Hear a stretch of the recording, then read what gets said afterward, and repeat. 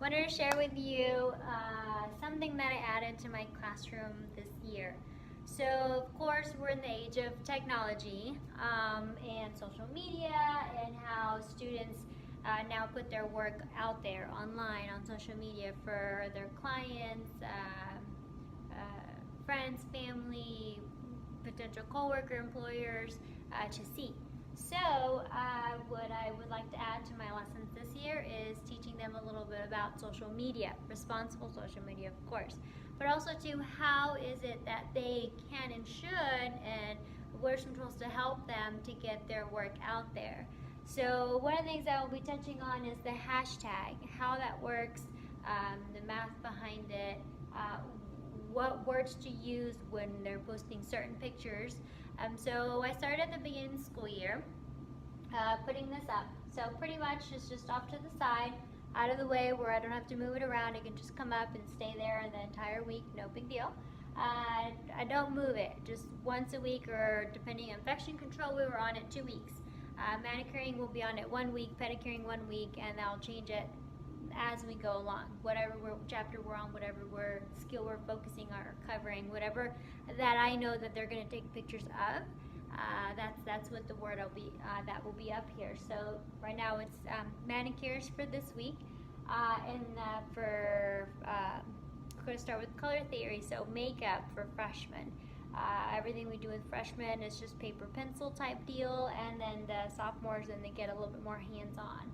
So just to learn some of those skills as far as doing the services, taking pictures of their services while they're doing it in the classroom with their friend, their neighbor. Sometimes I let them pick their neighbor. A lot of the times, and most of the time, I pick their neighbor for them.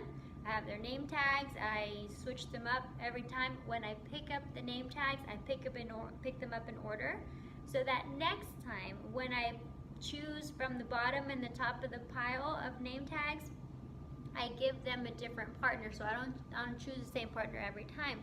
That way they get to work on each other, they get team building, and the classroom environment, they start to get to know each other, but also be able to work on different skin type, hair type, different nail bed type, etc. Okay, so we're going to go ahead and I'm going to show you what I use for the board. Now, typically I would have something a little bit more fancy, but right now what I have is a shoebox, and it's just a flip top. I like this flip top thing because I don't have to worry about losing the lid.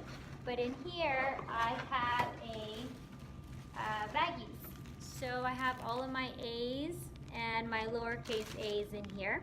And I have them alphabetical order, so it's easy for me to go through. I keep the zip of the bag open.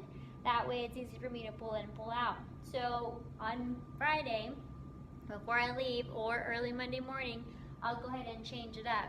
So I'll keep the hashtag, I'll change the word, okay, and I'll replace them in my box here.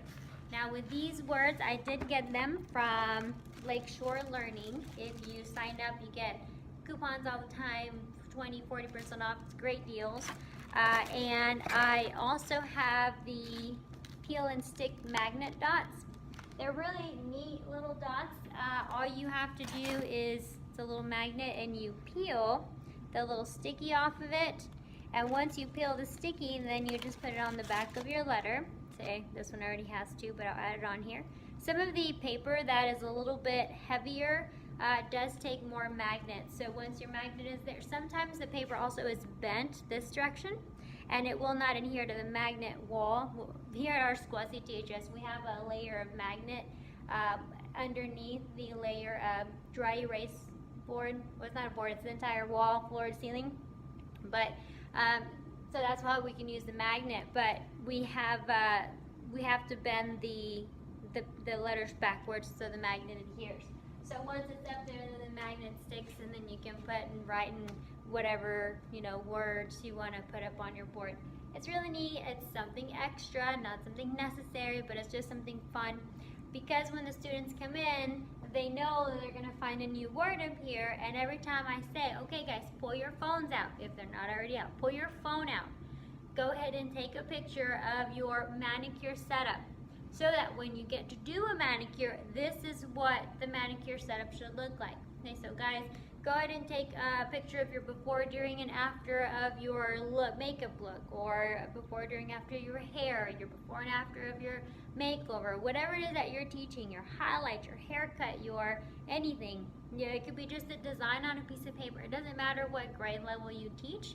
Always teach the students from the beginning to take pictures of their work, so that when they get to their senior year or they graduate cosmetology and they're going to go to a job, they have pictures that they can use to put in their portfolio, whether that be a scrapbook type, print it, cut it, paste and glue on paper, here's my album, or just print the pictures, put them in an album, or it's something, a digital type of portfolio, whatever, social media, any of that, does not matter. That way the students will learn that they have to continuously, constantly take pictures of their work so that they have something to show when they do get to go to the salon or to the employer, or to a potential customer if they're freelancing or building their own salon or their own website, something of the sort.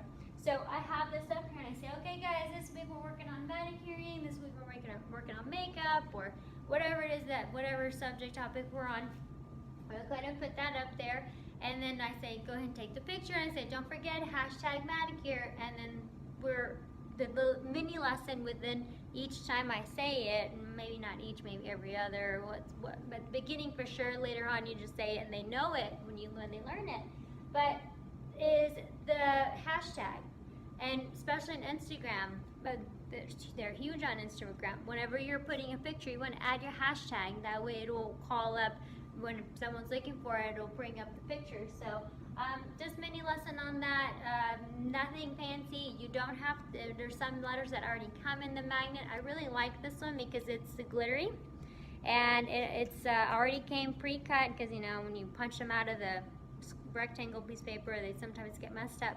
But I really enjoyed, it matches my theme. I really enjoyed sorting through them, and it's different. I hadn't seen this before.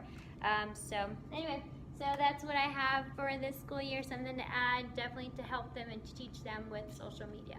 All right. Thanks for tuning in. Don't forget to subscribe, and we'll see you next time.